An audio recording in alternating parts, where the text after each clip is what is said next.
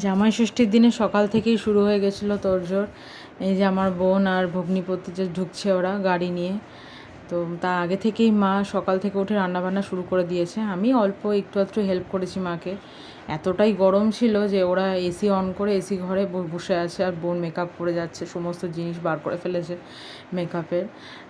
ওরা যখন এসছে মোটামুটি আমার আর মায়ের রান্না কমপ্লিট। মাই মেন আয়োজনটা করেছে, আমি মায়ের সাথে একটু হেল্প করে দিয়েছি, কারণ মোটামুটি 12 থেকে 14টা মতো আইটেমস রান্না হয়েছিল। তো বাজারগুলো কিছুটা আগের দিন করা ছিল, কিছুটা সেই দিন করে নেওয়া হয়েছে। এই শুরু হলো এবার প্রথম পর্বের খাওয়া দাওয়া। এখানে কাঁঠাল আছে, কেক আছে, মিষ্টি, লিচু, পেয়ারা, আম, মাজা ম্যাঙ্গো, মিষ্টি দই, পেঁপে, বেদানা, রসগোল্লা সব আছে। এতগুলো আইটেমস। এখানে ধান দুব্বো আর হাতে ডোর দিয়ে মা ভগ্নিপতিকে আশীর্বাদ করছে, ও খেতে বসছে। প্রচুর টেস্টি খাবার ছিল। আমি তার আগে 2-1টা খেয়ে ফেলেছি, কিন্তু ওদের জন্য মা উপোস করেছিল, এবার ওদেরকে খাইয়েই মা তারপরে খাবে। এই যে খাওয়াচ্ছে, এটা হচ্ছে প্রথম পর্বের। আমার বোনও আবার খেলো তার সাথে, মাও সুন্দর করে সে এজেছে। কিন্তু সকাল তখন 12টা মতো বাজে, প্রচণ্ড গরম, মানে টেম্পারেচার যেটা ছিল, আর হিউমিড ওয়েদার, প্রচণ্ড ঘাম হচ্ছে। তো খুব একটা ডেকোরেশনস করা হয়নি, যতটা ছিল টেবিলের মধ্যে গোছগাছ করে সমস্ত ওকে দেওয়া হলো যে খাওয়ার জন্য। এই যে বোন খাচ্ছে এবার। হাত পাখা তো মানে ফ্যান চলছিল ওই ঘরে, পাশের ঘরে এসি, হাত পাখাতে আর কিছুই হচ্ছিল না, কিন্তু এই নিয়ম রক্ষাতে হাত পাখাটা তো লাগে না। তো মোটামুটি চলছে এরকমভাবেই।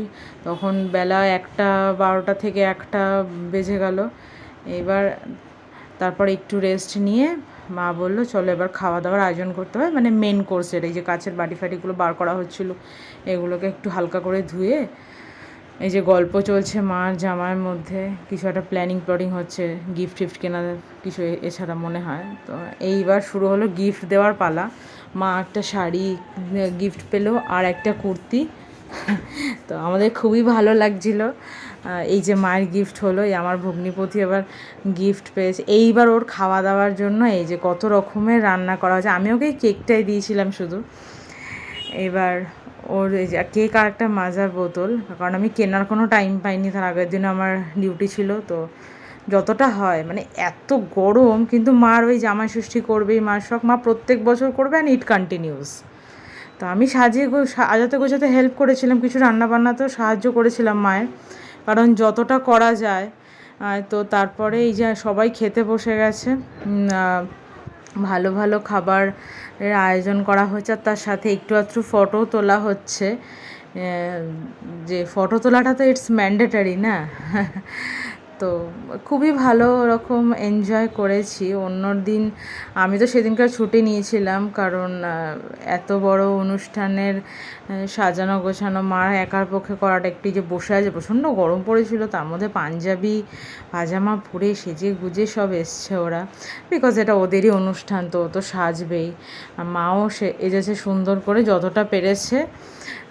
তো সকালে এসেই যে খাবারগুলো দেওয়া হয়েছিল সেগুলো ম্যাক্সিমাম ফ্রুটস আর মিষ্টির মধ্যেই ছিল, কারণ ওটা হচ্ছে প্রথম পর্বের খাওয়া দাওয়াটা। কারণ সকালে এসে তো মানুষকে কখনো কেউ ওই ভাত ফাত ওগুলো খেতে দেয় না মেন কোর্সে।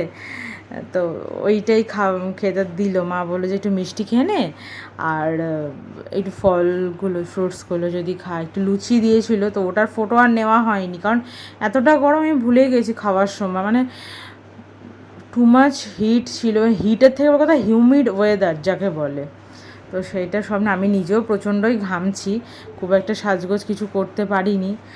যে আমার বোন, ও তো মানে শুধু সাজতেই থাকে, কিন্তু কালকে আর পারছিল না, কারণ মানে খুব গরম ছিল। তো কোনো ক্রমে আমাদের ডাইনিংটাতে সমস্ত ব্যবস্থা করা হয়েছিল, কারণ ওখানে অনেকটা বড় স্পেস আছে, সেখানে সমস্ত জিনিসগুলো আজানো গোছানোর সুবিধা হয়েছিল। এই যে মা ওকে, রাজুকে একটা গিফট দিল, আর ও মাকে দিলে আশীর্বাদ করছে যাতে জামাই খুব ভালো থাকে।